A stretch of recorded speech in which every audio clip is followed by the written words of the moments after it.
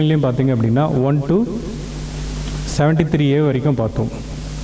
அதாவது warehouse, bill of entry, IGM, assessment, different types of duties பார்த்துட்டோம். So இதுக்குள்ளே revision மாதிரி ஒரு 5 minutes முடிச்சிடலாம். அந்த 1 to 73Aக்கு ஃபஸ்ட்டு செஷனோ செகண்ட் செஷனோ பார்க்காதவங்களுக்கு சின்ன ஒரு ரிவிஷன் மாதிரி. அதில் பார்த்தீங்க அப்படின்னா அதில் பார்க்காம விட்டது பார்த்துக்கலாம் சார், ரிவிஷன் வேண்டாம். பார்க்காம விட்டது அப்படின்னா டியூட்டி சார்ஜ்டு செக்ஷன் என்ன சார்? செக்ஷன் 12. டியூட்டி சார்ஜ் பண்ணுற செக்ஷன் 12. டியூட்டி எக்ஸாம்டட், டியூட்டியே இல்லைன்னு சொல்கிறாங்க சார் ஒரு செக்ஷன். என்ன sir? Duty exempted 25, charged 12, exempted 25. Duty வந்து நீங்கள் எக்ஸஸாக பே பண்ணிட்டீங்க, ரீஃபண்ட் கிளைம் பண்ணலாம். என்ன சார் செக்ஷனு? 27. டியூட்டி வந்து ஷார்ட்டாக பே பண்ணியிருக்கீங்க, இல்லை duty not paid, section 28. So அப்போ டியூட்டி ரெலவெண்ட்டாக பாருங்கள், 4 செக்ஷன் இருக்குது. 12 charged, 25 exempted, excessly paid 27, shortly paid 28. அதெல்லாம் தெரியும் சார், செக்ஷன்ஸ் பார்த்துக்கிட்டோம். அதுக்கு என்ன டைம் பீரியட், அதுதான் கொஸ்டின். செக்ஷன் மட்டும் தெரிஞ்சால் போதுமா? அதுக்கு டைம் பீரியட் வேணும். இப்போ 12 பொறுத்த வரைக்கும் டியூட்டி சார்ஜ்டு அப்படின்னு பார்த்தோம். டியூட்டி சார்ஜ்டு அப்படின்னு பார்த்தீங்கன்னா செக்ஷன் 12 பிசிடி. பிசிடிக்குள்ளே நம்ம போக வேண்டாம், அது பிசிடி 12. ஸோ அதுக்கு ரிலவெண்ட்டாக இருக்கிறது பார்த்தா customs tariff act 1975, different types of duties. அதில் பார்த்தீங்கன்னா செக்ஷன் 2ல் ஷெட்யூல் 1ல் இம்போர்ட் டியூட்டி, ஷெட்யூல் 2ல் எக்ஸ்போர்ட் டியூட்டி. எக்ஸ்போர்ட் குட்ஸ்க்கு டியூட்டி இருக்கான்னு கேட்டால் எஸ் இருக்குது. ஒரு 4 or 5 குட்ஸ் பார்த்தோம். அதில் bauxite, iron ore, rice bran oil cake, ராகுல், அப்புறம் ஃபெரஸ் வேஸ்ட், இது மாதிரி. ஸோ எக்ஸ்போர்ட் குட்ஸ்க்கு டியூட்டி இருக்கானா எஸ் இருக்குது. Notification number 27/2011. ஓகே, முடிஞ்சு போச்சு. 3ல் 1 CVD, 3ல் 5 SAD, 3ல் 7 IGST. IGST different types of duties சரிங்களா? 5%, 12%, 18%, 28%, 3% gold, 0.25 diamond. Okay, IGST schedule 1லேருந்து ஷெட்யூல் 6 வரைக்கும். Next GST, CC, compensation cess, tobacco product, luxury products பார்த்துட்டோம். நெக்ஸ்ட்டு 8B பார்த்தீங்கன்னா safeguard duty, 9A anti dumping duty. எதுக்கு போடுறோன்ற அந்த concept, the different types of duties பார்த்துட்டோம் 12ல். நெக்ஸ்ட்டு டியூட்டி எக்ஸம்ஷன் 25ல் பார்த்தீங்கன்னா ஜென்ரல் எக்ஸம்ஷன். 25(1)ல் EPCG இருக்கட்டும், அட்வான்ஸ் ஆத்தரைசேஷனாக இருக்கட்டும், EOA இருக்கட்டும், SEZ டியூட்டி இருக்கா இல்லையா சார்? இல்லை. ஸோ இதுக்கு அத்தாரிட்டி என்னென்னா 25(1) ஜென்ரல் எக்ஸம்ஷன். 25(2) பார்த்தீங்கன்னா ad hoc exemptions. Each and every கேஸ்க்கு வந்து ஸோ கொடுப்பாங்க 25(2) பொறுத்த வரைக்கும். So exemption. ஓகே, நெக்ஸ்ட்டு பார்த்தீங்கன்னா duty refund. Duty refund section பார்த்தீங்கன்னா 3 செக்ஷன்ஸ் இருக்குது. ஸோ 3 செக்ஷன்ஸையும் போட்டு நம்ம கன்ஃபியூஸ் பண்ண வேண்டாம். 26A, 27, 26 பார்த்தீங்கன்னா refund of export duty. So எக்ஸ்போர்ட்டுக்கு டியூட்டி இருக்கு இல்லையா, அதை கட்டிட்டீங்க அப்படின்னா அந்த கூட்ஸ் திரும்ப ரிட்டர்ன் வரணும். வந்துச்சுன்னா எக்ஸ்போர்ட் டியூட்டி கொடுக்குறான். 26 export duty. Export duty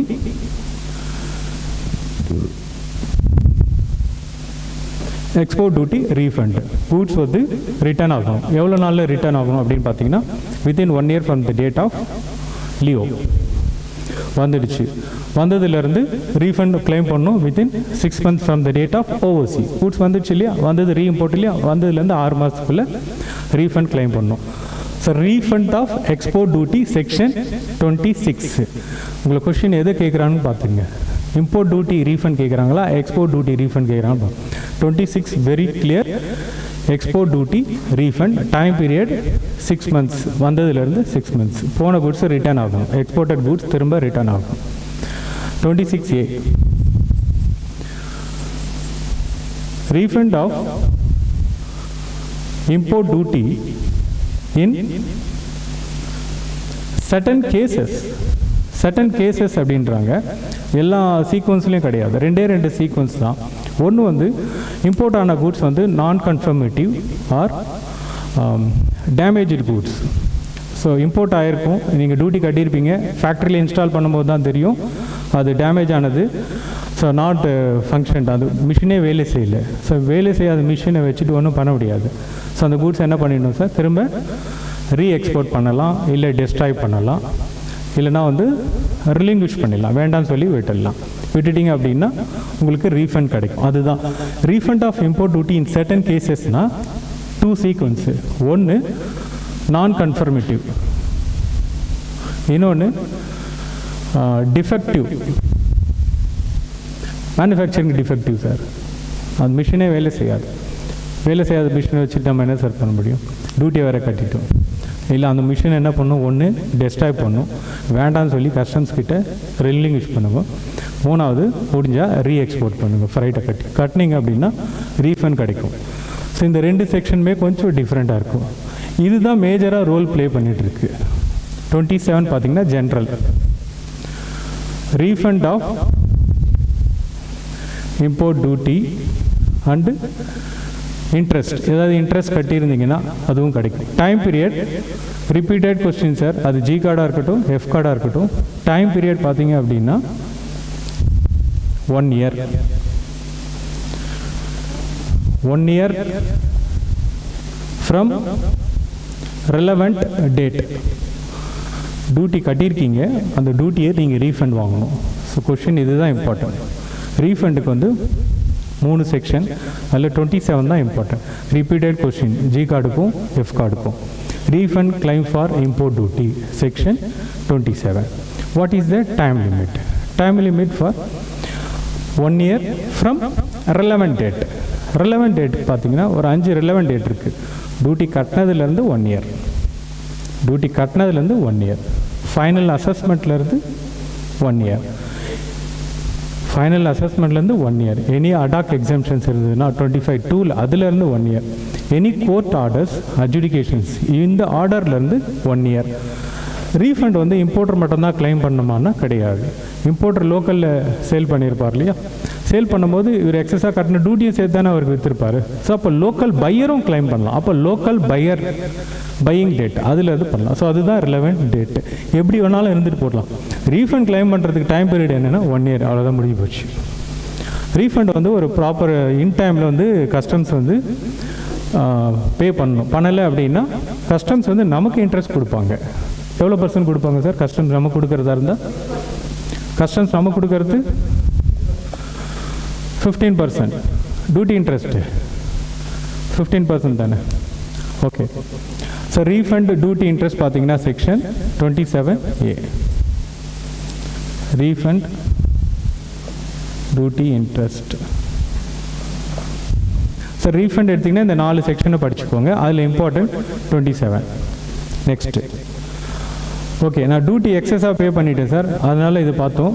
duty வந்து short paid or not paid. Demand notice sir, demand notice நமக்கு வருது இல்லையா, அதுதான். 2 time period sir. General time period பார்த்தீங்க அப்படின்னா 2 year from relevant date. 2 year from relevant date.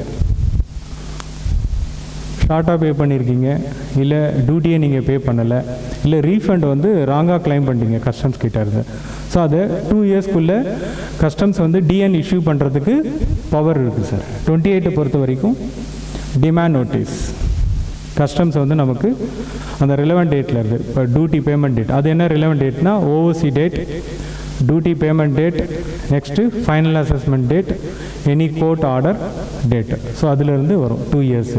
Okay, இந்த 2 years கிடையாது. கஸ்டம்ஸ்க்கு வந்து வேறு ஒரு ப்ரொவிஷனும் வச்சுருக்காங்க. 5 years 28(4) 3 அஃபென்ஸ் வந்து கம்ப்ளீட் ஆகிருக்கும் சார். அதில் சாரி கன்சிஸ்ட் ஆகிருக்கும். கொலூஷன், willful misstatement, suppression of facts. Importer exporter கூட சேர்ந்து கஸ்டம்ஸ் புரோக்கர் ஏதோ ஒரு கூட்டு சதி பண்ணியிருக்காங்க, டியூட்டி எவேட் பண்ணியிருக்காங்க. சும்மா இல்லாமல் கஸ்டம்ஸு 5 வருஷம் வரைக்கும் டைம் எடுத்துக்கிறாங்க. நிறைய பேர் 1 வருஷத்தில் கஸ்டம்ஸ் ஏமாத்திட்டு ஒரு சில பண்ணுறாங்க, எல்லோரும் இல்லை, ஒரு சில பண்ணும்போது அது இன்வால்மெண்ட் இருந்ததுன்னா அதான் கொல்யூஷன்ஸ். வில்ஃபுல் மிஸ்ஸ்டேட்மெண்ட், தெரிஞ்சே பண்ணுறது, பார்த்துக்கலாம் என்னப்பா யாருக்கு தெரியும். சப்ரஷன் ஆஃப் ஃபேக்ட்ஸ், டாக்குமெண்ட்டை மேனிப்புலேட் பண்ணி பண்ணுறது. இது மாதிரி கேஸ், இது மாதிரி இன்வால்வ்டு அப்படின்னு இருந்தால் கஸ்டம்ஸ்க்கு வந்து time period 5 years. Collusion, wilful misstatement, suppression of facts, இது மாதிரி அந்த அஃபென்ஸ் கமிட் ஆயிருந்ததுன்னா கஸ்டம்ஸ்க்கு டைம் பீரியட் 5 years வரைக்கும் இருக்குது. ஸோ அதுதான் 28. 4 of 5 வருது 4. ஓகே, டிமாண்ட் நோட்டீஸ் இஷ்யூ பண்ணிட்டாங்க சார். அந்த நோட்டீஸில் என்ன இருக்கும்னா டியூட்டி வித் இன்ட்ரெஸ்ட் பே பண்ண சொல்லியிருப்பாங்க. டியூட்டி பே பண்ணுவீங்க. இன்ட்ரெஸ்ட் எந்த டேட்லேருந்து கால்குலேட் ஆகும் சார்? 28W தான் இன்ட்ரெஸ்ட்.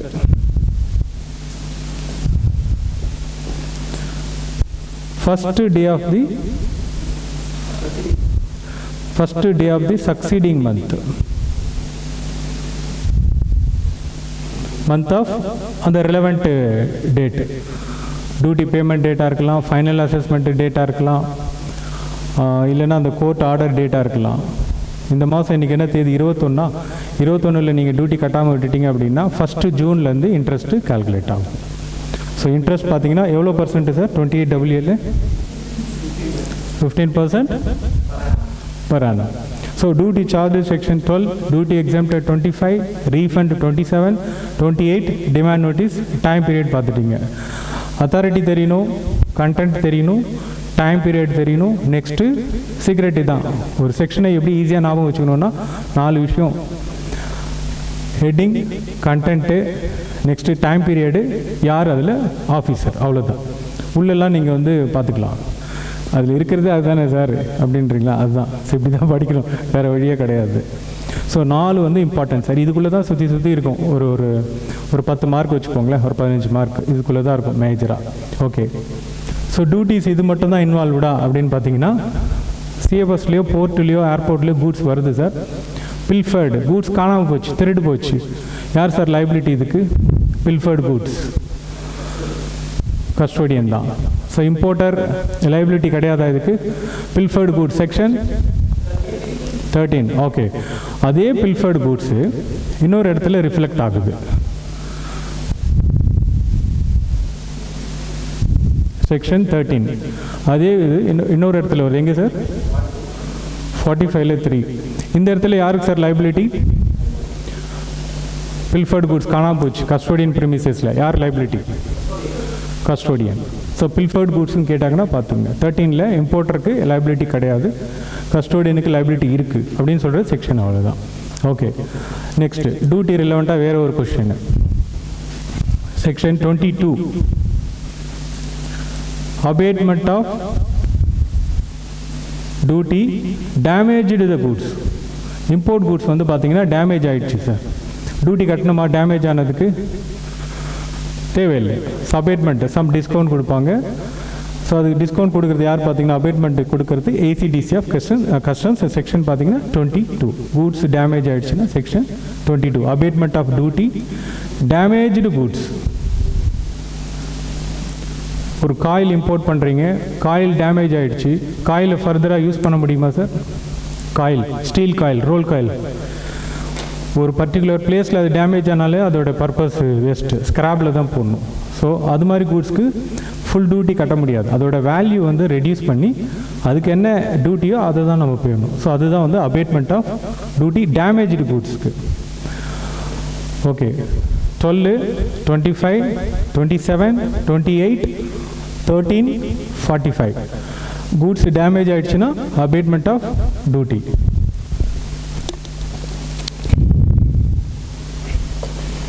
இப்போ கூட்ஸ் டேமேஜ் ஆகலை, கூட்ஸ் வந்து பார்த்தீங்க அப்படின்னா lost or destroyed. Oil container கொண்டு வரீங்க சார், ஆயில் அன்லோட் பண்ணும்போது டெஸ்ட்ராய் ஆகிடுது, அதுதான். ஸோ இந்த இடத்துல பில்ஃபர்ட் ஆகல, அதெல்லாம் கிடையாது. Lost or destroyed. Glass material கொண்டு வரீங்க, அன்லோட் பண்ணும்போது கம்ப்ளீட்டாக டெஸ்ட்ராய் ஆகிடுது. ஸோ ரெமிஷன் கொடுக்குறாங்க. 23(1) பார்த்தீங்கன்னா ரெமிஷன் ஆஃப் டியூட்டி. கட்டியிருந்தீங்கன்னா ரீஃபண்ட் வாங்கிக்கலாம், கட்டலைன்னா நீங்கள் கட்ட தேவையில்லை. Remission of duty. Next 23(2) abandon the goods.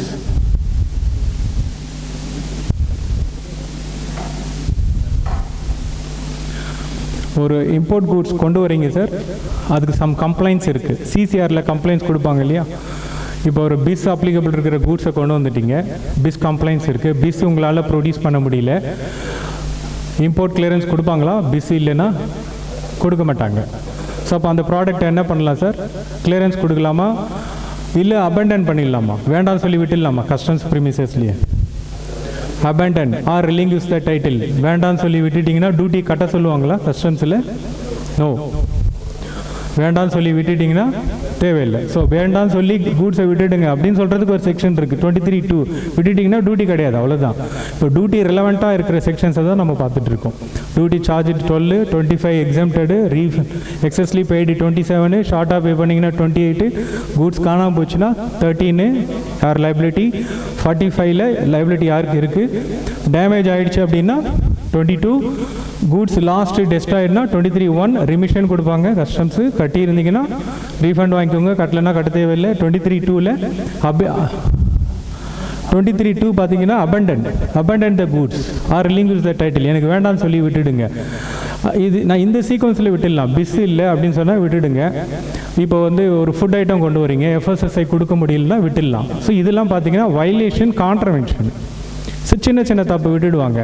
இதே வந்து ஒரு ஆர்ம்ஸ் அண்ட் அம்யூனிஷன்ஸோ ஒரு நார்காட்டிக்ஸோ இது மாதிரி கொண்டு வந்துட்டு வேண்டாம்னு சொன்னால் விட்டுடுவாங்களா?